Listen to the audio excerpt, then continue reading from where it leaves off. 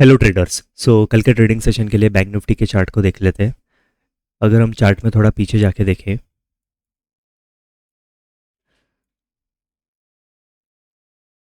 तो मार्केट कहीं ना कहीं एक ओवरऑल पॉजिटिव ट्रेंड में था, फिर एक रिट्रेसमेंट दिया और मार्केट वापस ऊपर जाने लगा।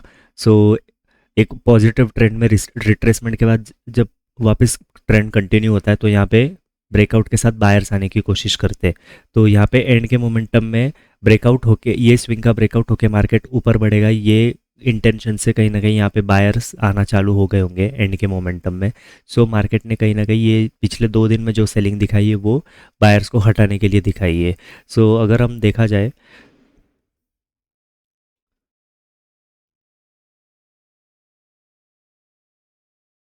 तो कहीं ना कहीं ये जो बाइंग मोमेंटम था इसका भी एक मार्केट ने रिट्रेसमेंट कर दिया है। प्लस अगर हम यहाँ पे देखें तो बैंक निफ्टी ने 58,000 के राउंड नंबर के नीचे क्लोजिंग दिखाई है। पिछले 2 दिनों में यहाँ पे सेलर बैठे हो गए या ये हम एनालिसिस करके बैठे थे, जिसके वजह से मार्केट एक फास्ट सेलिंग करके नीचे आने की कोशिश की मार्केट ने। अगर हम थोड़ा सा चार्ट और जूम कर लें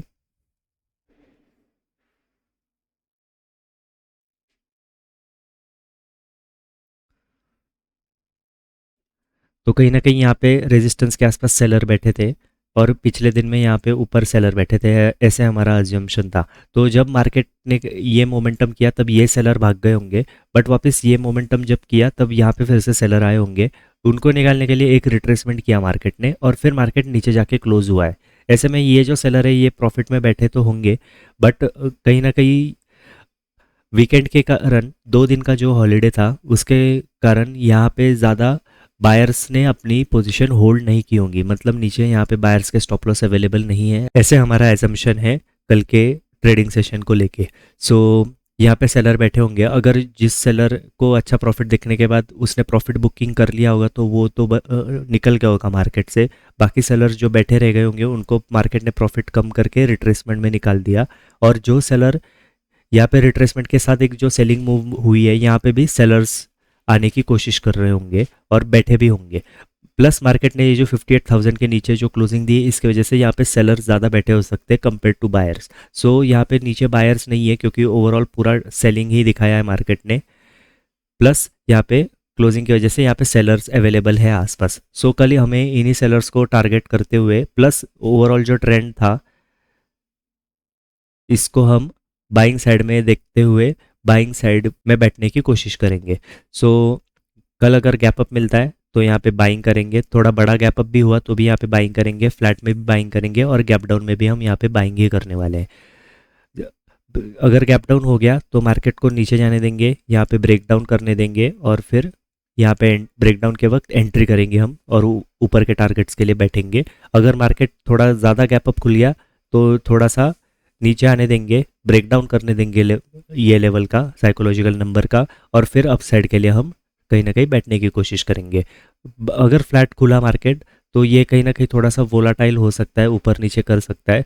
तो डिपेंडिंग कौन सी स्विंग पहले निकालता है उस हिसाब से हम देखेंगे। तो कहीं ना कहीं हमारा कल ओवरऑल बाइंग साइड का ही प्लान है, गैप अप में भी बाइंग, फ्लैट में भी बाइंग और गैप डाउन में भी बाइंग ही करेंगे। ऐसे में अगर हम निफ्टी 50 के चार्ट को भी देखें तो थोड़ा सा चार्ट अगर जूम आउट कर ले हम फिर से